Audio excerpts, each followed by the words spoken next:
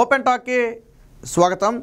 జగన్మోహన్ రెడ్డికి ప్రతిరోజు ఏదో ఒక షాక్ తగులుతూనే ఉంటుంది. ఒక పక్క పార్టీ నుంచి ఎవరైనా హ్యాండ్ ఇచ్చి వేరే పార్టీలోకి వెళ్ళటమా, లేదా మరో పక్క కోర్టుల నుంచో ఏదో షాక్ అయితే తగులుతుంది. తాజాగా జగన్మోహన్ రెడ్డికి సుప్రీంకోర్టు నుంచి రఘురామకృష్ణరాజు రూపంలో అయితే అతిపెద్ద షాక్ తగిలింది. ఒక రకంగా షాక్ కాదు, ఒక జగన్మోహన్ రెడ్డి తాడేపల్లి ప్యాలెస్లో వణుకులు కూడా పుట్టించింది. అలాంటి తీర్పు అయితే ఈరోజు సుప్రీంకోర్టు నుంచి రావడం జరిగింది. ఇక మనకు తెలుసు, జగన్మోహన్ రెడ్డి అక్రమాస్తుల కేసులకు సంబంధించి తెలుగు రాష్ట్రాల్లో ఉన్నటువంటి ఈ కేసులను వేరొక రాష్ట్రానికి బదిలీ చేయాలని ఒక పిటిషను, అలాగే జగన్మోహన్ రెడ్డి బెయిల్ రద్దు చేయాలని చెప్పి మరొక పిటిషన్ను రఘురామకృష్ణరాజు సుప్రీంకోర్టులో వేయడం జరిగింది. ఆ రెండు పిటిషన్లకు సంబంధించి ఆల్రెడీ ఇప్పటికే జగన్మోహన్ రెడ్డికి నోటీసులు కూడా వచ్చాయి. దాని విచారణ సందర్భంగా ఈరోజు సుప్రీంకోర్టు కొన్ని సంచలన వ్యాఖ్యలు చేసింది. ఆ వ్యాఖ్యలు జగన్మోహన్ రెడ్డిలోనే కాదు, అటు సిబిఐలో కూడా వణుకు పుట్టించే స్థాయిలో కొన్ని వ్యాఖ్యలు అయితే చేయడం జరిగింది. అసలు ఎందుకు జగన్మోహన్ రెడ్డి అవినీతి అక్రమాస్తుల కేసుకు సంబంధించి ఇంత జాప్యం జరుగుతుంది, ఎందుకు వేలకు వేల డిశ్చార్జ్ పిటిషన్లు వేసినప్పటికీ కూడా ఇన్ని వాయిదాలు ఎందుకు తీసుకుంటున్నారు అని ఈరోజు సుప్రీంకోర్టు అయితే ప్రశ్నించడం జరిగింది. దీని తరపున సిబిఐ తరపున ఎవరైతే వాదనలు వినిపించారో సోలిసిటర్ జనరల్ తుషార్ మెహతా వాదనలు వినిపిస్తూ వాస్తవానికి ఈ కేసులు జాప్యానికి తమకు సంబంధం లేదని చెప్పే ప్రయత్నం చేశారు. దాంతో మధ్యలోనే కల్పించుకున్నటువంటి సుప్రీంకోర్టు ధర్మాసనం, సంజీవ్ ఖన్నా ధర్మాసనం కొన్ని ఘాటైన వ్యాఖ్యలు చేసింది.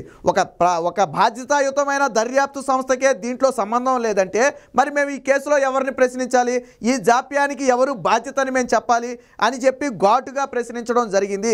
ఎందుకంటే సిబిఐ దర్యాప్తు సంస్థ ఈ కేసును ఎవరైతే ప్రారంభించారో వాళ్ళే ముగించాలా, అప్పటి వరకు కూడా కేసును ఫాలో చేయాల్సిన బాధ్యత దర్యాప్తు సంస్థల మీద ఉంటుంది. మరి అలాంటి మీరు కింది వచ్చిన నిర్ణయాలకు మాకు సంబంధం లేదని చెప్పడం సమంజసంగా లేదని చెప్పి కోర్టు అయితే వ్యాఖ్యానించడం జరిగింది. వాస్తవానికి సిబిఐ చెప్పాలనుకుంది ఏంటంటే ఈ వాయిదాలన్నీ కూడా కింది కోర్టులోనే జరిగిపోతున్నాయి, సో పైదాకా రావటం లేదు కాబట్టి మాకు వీటిలో సంబంధం లేదని చెప్పడం జరిగింది. మరి అలా జరుగుతున్నప్పుడు సిబిఐ ఎందుకు గట్టిగా నిలబడటం లేదనే ప్రశ్న కూడా అక్కడ రావడం జరిగింది. ఎందుకంటే సిబిఐ గాన వాయిదాలు ఇవ్వకుండా గట్టిగా నిలబడితే ఒక వాయిదా కాదు, 2 వాయిదాలు కాదు, 3,000కు పైగా వాయిదాలు, 3,700 సుమారు వాయిదాలు జగన్మోహన్ రెడ్డి తీసుకున్నాడు. ఆల్రెడీ రఘురామకృష్ణరాజు తన పిటిషన్లో అదే పేర్కొన్నాడు.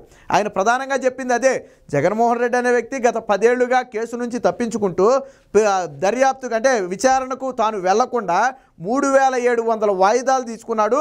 దీంతో దర్యాప్తు సంస్థల తీరు మీద కూడా ప్రజల్లో అనుమానం ఉంది. ఎవరైతే ఆరోపణలు ఎదుర్కొంటున్నటువంటి జగన్మోహన్ రెడ్డి దర్యాప్తు సంస్థలు కలిసి కుమ్మక్కై కేసుని ముందుకు వెళ్లకుండా అడ్డుకుంటున్నారనే ఒక ఇది ప్రజల్లో ఉంది. అది దర్యాప్తు సంస్థల తీరును కూడా ప్రభావితం చేస్తుంది, వాళ్ళ విశ్వసనీయతను దెబ్బతీస్తుంది. కాబట్టి ఈ కేసును త్వరితగతిన విచారించాలని చెప్పి రఘురామకృష్ణరాజు తన పిటిషన్లో చెప్పారు. ఈరోజు కోర్టు కూడా అదే వ్యాఖ్యానించింది. దర్యాప్తు సంస్థే సరిగ్గా నిలబడకపోతే కేసులు ఎలా ముందుకు నడుస్తాయి? మీ పిల్లలు ఇంటర్మీడియట్ మరియు ఎంసెట్ చదువుతూ సబ్జెక్ట్స్ లో కన్ఫ్యూజ్ అవుతున్నారా? కాన్ఫిడెన్స్ లెవెల్ తక్కువగా ఉందా? Rise the perfect guide description లో ఉన్న లింకును ఉపయోగించి సబ్స్క్రైబ్ అవ్వండి. మీరే మాకు సంబంధం లేదంటే ఇప్పుడు ఈ కేసుకు సంబంధించి మేము ఎవరిని నిలదీయాలి, ఈ జాప్యానికి ఎవరిని కారణం అని చెప్పి మేము నిందించాలని చెప్పి కోర్టు అయితే వ్యాఖ్యానించడం జరిగింది.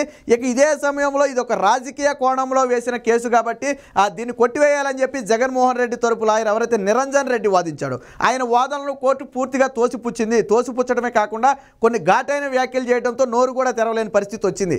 ఏం వ్యాఖ్యానించింది? ఇందులో రాజకీయ కోణంతో మాకు సంబంధం లేదు. వాస్తవానికి జగన్ రెడ్డి తరపు లాయర్ నిరంజన్ రెడ్డి ఏం చెప్పాడంటే రఘురామకృష్ణరాజు అనే వ్యక్తి ఒకప్పుడు వైసీపీ ఎంపీ, ప్రస్తుతం ఆయన రెబెల్ ఎంపీగా ఉన్నాడు, పార్టీ వ్యతిరేక కార్యక్రమాలు చేపడుతున్నాడు, అలాగే పార్టీ కూడా ఆయన్ని దూరం పెట్టింది. ఇలాంటి నేపథ్యంలోనే ఆయన కక్షతో ముఖ్యమంత్రి అయినటువంటి జగన్మోహన్ రెడ్డి మీద కేసు వేయటం జరిగిందని చెప్పి చెప్పడం జరిగింది. అప్పుడు కోర్టు ఒక వ్యాఖ్య చెప్పింది, ఇందులో రాజకీయ ప్రమేయాలతో మాకు సంబంధం లేదు. అది ఆయనకు రాజకీయ ప్రమేయంతో వేశాడా, రాజకీయ కోపంతో వేశాడా లేదా అనేది మాకు సంబంధం లేని విషయం, రాజకీయాలతో మాకు సంబంధం లేదు. కాకపోతే పిటిషనర్ పేర్కొన్న అంశాలు నిజమా కాదా అనే విషయం స్పష్టంగా చెప్పాలని చెప్పి ఎవరైతే జగన్ తరపు లాయర్ నిరంజన్ రెడ్డి ఉన్నారో ఆయన్ని కోర్టు ముక్కుసూటిగా ప్రశ్నించింది. దీంతో ఆయన నాలుగు గరుచుకునే పరిస్థితి. ఎందుకంటే అవన్నీ కరెక్టే. ఏం వేసాడు అందులో రఘురామకృష్ణరాజు? 3,700 వాయిదాలు తీసుకున్నారు. దర్యాప్తు సంస్థల తీరు మీద ప్రజల్లో అనుమానం ఉంది. గత 10 ఏళ్లుగా కేసులు సాగుతున్నాయి. ఆల్రెడీ ఇప్పటికే ఆస్తుల జప్తు జరిగింది, అన్నీ కూడా అటాచ్ చేసేశారు. అయినా కానీ కేసు నీరు గారిపోతుందని చెప్పి ఆయన కొన్ని పాయింట్లు పెట్టడం జరిగింది. ఇవి నిజమా కాదా కాదా అని నిరంజన్ రెడ్డిని ప్రశ్నిస్తే జగన్ తరపు లాయర్ని ఆయన నోట్లో పచ్చివెలకాయ పడింది, అప్పటికి మాటలు రాలా.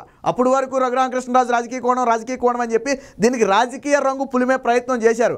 బట్ కోర్టు మాత్రం అందుకు ఒప్పుకోలేదు. కారణం ఏదైనా కావచ్చు, బట్ పిటిషనర్ చెప్పిన అంశాలు కరెక్టా కాదా? తప్పు అయితే పిటిషనర్ తప్పు, పిటిషన్ కూడా కొట్టేయచ్చు. ఎందుకు సుప్రీంకోర్టు ఈ పిటిషన్కు విచారణ అర్హత ఉందని చెప్పిందంటే అందులో వాళ్ళు వేసిన అంశాలన్నీ కూడా పర్ఫెక్ట్గా ఉన్నాయి. ఆయన వాయిదాలు తీసుకున్న మాట వాస్తవమే, ఆ 10 ఏళ్ళుగా కోర్టుకు వెళ్లకుండా తప్పించి తిరుగుతున్న మాట వాస్తవమే, సిబిఐ చూసి చూడనట్టు వ్యవహరిస్తున్న మాట వాస్తవమే. ఆల్రెడీ సుప్రీంకోర్టు గైడ్లైన్స్, సుప్రీంకోర్టు ఇది కూడా గుర్తు చేసింది, ఎవరైతే ప్రముఖులు లేదా ప్రజాప్రతినిధుల మీద కేసులు ఉన్నాయో వాటిని ఏడాదిలో పూర్తి చేయాలని చెప్పి సుప్రీంకోర్టు గైడ్లైన్స్ ఉన్నాయి కదా, మీకు అవి తెలుసా అని చెప్పి సిబిఐని కూడా ప్రశ్నించడం జరిగింది. సో దాంతో వాళ్ళు కూడా ఏమీ సమాధానం చెప్పలేని పరిస్థితి, ఎందుకంటే ఆ గైడ్లైన్స్ అని వాళ్ళకి తెలియనిది కాదు. మరి ఎందుకు జగన్మోహన్ రెడ్డి కేసు ముందుకు నడవటం లేదు? ఒక ప్రజాప్రతినిధిగా తీసుకున్న ఆయన ఒక రాష్ట్రానికి ముఖ్యమంత్రి, కీలకమైన వ్యక్తి. పోనీ ఆ కేసు తీవ్రత దృష్ట్యా తీసుకున్న దేశంలోనే అతిపెద్ద ఆర్థిక నేరాలు ఎదుర్కొంటున్నటువంటి కేసు ఇది. ఏ కోణంలో చూసినా ఇది ప్రాధాన్యత ఉన్న కేసే. ఒక లిస్టు తీస్తే మనం దేశంలో ఉన్న ప్రాధాన్యత కేసులు లిస్టు తీస్తే జగన్మోహన్ రెడ్డి కేసే ముందు ఉంటుంది. ఎందుకంటే 43,000 కోట్లు కుంభకోణం ఎక్కడా లేదు గతంలో. 43,000 కోట్లు అనేది చిన్న విషయం కాదు. మనం 500 కోట్లు చూసుంటాం, 1000 కోట్లు చూసుంటాం, 10,000 కోట్లు చూసుంటాం. బట్ 43,000 కోట్ల కుంభకోణం ఇది కూడా తాన తండ్రి ముఖ్యమంత్రిగా ఉన్న సమయంలో జగన్మోహన్ రెడ్డి ఆర్థిక నేరాలకు పాల్పడ్డాడని ప్రధాన వాదన. అందులోని క్విడ్ ప్రోకోకి తెరదీశాడని ప్రధాన వాదన. ఆల్రెడీ ఆస్తులు జప్తు జరిగింది, ఛార్జ్ షీట్లు వేలకు వేల ఛార్జ్ షీట్లు ఫైల్ చేశారు, కేసు ట్రయల్ మొదలైంది. బట్ ఇప్పుడు మాత్రం ఇది తాబేలు కంటే ఘోరంగా నడుస్తుంది. పైగా వాయిదాలు, ఏ వాయిదాకి కూడా జగన్మోహన్ రెడ్డి హాజరవ్వాలి. వాస్తవానికి గతంలో కోర్టు ఏం చెప్పింది, జగన్మోహన్ రెడ్డి పాదయాత్ర చేసే సమయంలో కూడా మీరు ప్రతి వారం కోర్టుకు వచ్చి కనపడాలని చెప్పింది. కానీ ఇప్పుడు తన ముఖ్యమంత్రి అవగానే కోర్టుకు వెళ్ళడం మానేశాడు. ఎలా మానేశాడు? ఎవరు ఎగ్జామ్షన్ ఇచ్చారు? ఎందుకు సిబిఐ దీన్ని గట్టిగా నొక్కి పట్టడం లేదు? ఆయన ముఖ్యమంత్రి, ప్రధానమంత్రి, లేకపోతే ఇంకోట అనేది అక్కడ సంబంధం లేని విషయం. చట్టం ముందు అందరూ సమానులే. మరి ఎందుకు ఆయన ముఖ్యమంత్రి అవగానే కోర్టుకు వెళ్ళటం లేదు? ఇలాంటి అనేక అనుమానాలు బలపడ్డాయి. దాంతో ఈరోజు కోర్టు కూడా చాలా ఘాటైన వ్యాఖ్యలు చేసింది. సిబిఐ తీరు పట్ల అసంతృప్తి వ్యక్తం చేసింది. అలాగే వాళ్ళ సమాధానాల పట్ల ఆగ్రహం కూడా వ్యక్తం చేసింది. ఎప్పుడైతే ఇది మా పరిధిలో లేదు, ఇది కింది స్థాయిలో జరుగుతుందని చెప్పారో, మా పరిధిలో లేదన్న మాటకు చాలా తీవ్ర ఆగ్రహం వ్యక్తం చేసింది. మిమ్మల్ని కాకపోతే ఎవరిని అడగాలి? అలాగే ఒక 3 నెలల సమయం అడిగారు. అడిగితే వచ్చి మాత్రం ఏంటి ఉపయోగం? కేసులో పురోగతి కనపట్లేదు. గత 10 ఏళ్ల నుంచి సాగని కేసు ఈ 2-3 నెలల్లో పురోగతి వచ్చేస్తుందా అని చెప్పి కోర్టు ప్రశ్నించింది. అంటే కోర్టు కూడా దీన్ని డెప్త్ను పరిశీలించి ఏం జరుగుతుందనేది గ్రహించింది. ఆల్రెడీ రఘురామకృష్ణరాజు చెప్పినట్టుగానే సిబిఐ, జగన్మోహన్ రెడ్డి కలిసి ఏదో డ్రామాలు ఆడుతున్నారన్న అనుమానం కోర్టుకు కూడా బహుశా కలిగి ఉంటుంది. అందుకనే చాలా స్పష్టంగా చెప్పింది, ఈ కేసును మేము ముగించటం లేదు. ఎప్పుడైతే వాస్తవానికి జగన్ తరపు లాయర్ ఏమన్నాడంటే దీన్ని క్లోజ్ చేసేయమన్నాడు. ఇది రాజకీయ కక్షతో వేసిన కేసు, దీనికి విచారణ అర్హత లేదు, డిస్మిస్ చేయమని చెప్పాడు. బట్ ఖచ్చితంగా దీనికి విచారణ అర్హత ఉంది. మేము ఈ కేసును క్లోజ్ చేయట్లా, ఇప్పుడు కేసు ముగించట్లా, జస్ట్ వాయిదా పడుతుంది అంతే, కేసును అయితే ముగించట్లేదు. దీంట్లో కొద్దిగా డెప్త్గానే అధ్యయనం చేయాల్సి ఉంది. ఎందుకంటే తీరు చూస్తుంటే సిబిఐ చెప్పిన మాటలకి, జగన్ రెడ్డి తరపు చెప్పిన లాయర్ మాటలకి ఎక్కడ కూడా పొంతంలో కుదరట్లా. వాళ్ళేం సంబంధం లేదంటారు, వీళ్ళేం రాజకీయ కోణాలు అంటారు తప్ప అసలు కేసు గురించి ఎవరు మాట్లాడటం లేదు, అవినీతి కేసుల గురించి ఎవరు మాట్లాడటం లేదు. సో దీని మీద సుప్రీంకోర్టు కూడా కొంత అనుమానం వ్యక్తం చేసింది. ఖచ్చితంగా దీంట్లో డెప్త్ను పరిశీలించాలి, ఎట్టి పరిస్థితుల్లో డెప్త్ను పరిశీలించాలి, దీని మీద ఒక నిర్ణయం తీసుకోవాలని చెప్పి కోర్టు అయితే చెప్పడం జరిగింది. దీంతో ఏప్రిల్కి అయితే దీన్ని వాయిదా వేయడం జరిగింది. అయితే వీళ్ళు 3 నెలలు అడిగింది కూడా ఎందుకయ్యా అంటే ఎలక్షన్లు అయిపోతాయి. వచ్చే ఎలక్షన్ తర్వాత రెడ్డి ఎవరో రాజు అవడం, ఏ తీర్పు వచ్చినా పర్లేదు, సరే జైలుకి వెళ్ళాలంటే అది వేరే విషయం అనుకోండి, లేకపోతే మళ్ళీ సాగదీయడం మొదలుపెట్టు. 10 ఏళ్ళు సాగదీసిన వాళ్ళు ఇంకొక 5 ఏళ్ళు సాగదీయలేరా? ఈజీగా సాగదీస్తారు. ఎలాగా? సిబిఐ సహకరిస్తే, సిబిఐ గానా దర్యాప్తు సంస్థలు గానా బలంగా నిలబడితే మీరు ఖచ్చితంగా వాయిదాలు ఇవ్వటం కుదరదు. ఆయన కేసుకి ట్రయల్కి రాకుండా ఆగడం కుదరదు. ఖచ్చితంగా ఆయన వారం రావాలి. ఈ కేసుని మేము ఒక 6 నెలల్లోనే, ఏడాదిలోనే ముగించాలి, మాకు సుప్రీంకోర్టు గైడ్లైన్స్ మా మీద ఒత్తిడి చేస్తున్నాయని చెప్పి సిబిఐ తరపు వాదనలు గట్టిగా వినిపించాలి. కానీ ఆ వాదనలే బలంగా వినిపించట్లా. అందుకనే కేసు ఏమవుతుంది, ఇప్పుడు న్యాయస్థానాలు మాత్రం ఏం చేస్తాయి, దర్యాప్తు సంస్థలు బలంగా ఆధారాలు తీసుకెళ్ళి ముందు పెడితే న్యాయస్థానాలు ఏదో ఒక నిర్ణయం తీసుకుంటాయి. మీరు ఆధారాలు ముందు పెట్టకుండా కేసులో లూజ్ వదిలేసి వాళ్ళు అడిగిన ప్రతిసారి, వాళ్ళు ఎగ్జామ్షన్ అడిగిన ప్రతిసారి మీరు తల ఊపితే ఏమవుద్ది? వాయిదాలే అవుతాయి. అందుకనే 1 వాయిదా, 2 వాయిదా, 3,000 వాయిదాలు సుమారు. సో ఇవన్నీ కూడా కేసుని తీవ్రంగా ప్రభావితం చేస్తున్నాయి. దీనికి సంబంధించి ఖచ్చితంగా అసలు ఎందుకు ఈ దర్యాప్తు ఆలస్యమైందో సిబిఐ ఖచ్చితంగా సమాధానం చెప్పాలని చెప్పి ఈరోజు కోర్టు వ్యాఖ్యానించడం అనేది అటు సిబిఐకి కాదు, ఇటు జగన్మోహన్ జగన్మోహన్ రెడ్డి వెన్నులో కూడా వణుకు పుట్టించే ఒక రకంగా తాడేపల్లిలో ప్రకంపనలు. ఎక్కడ కోర్టు ఎందుకు బెయిల్ రద్దు చేయకూడదని ఎప్పుడైతే వ్యాఖ్య చేసిందో ఆ వ్యాఖ్యతో ఒక్కసారిగా ఉలిక్కి పడ్డది మొత్తం వైసీపీ కేడర్ అంతా కూడా ఒకసారిగా ఉలిక్కి పడిన పరిస్థితి. ఎందుకంటే అక్కడ ఉన్నది సుప్రీంకోర్టు, పోనీ కింది కోర్టు కాదు, పై కోర్టుకి వెళ్ళి మనం ఏదో చేయడానికి. సో సుప్రీంకోర్టు వన్స్ ఒక నిర్ణయం తీసుకుందంటే దాన్ని ఎవరు ఏం చేయలేని పరిస్థితి.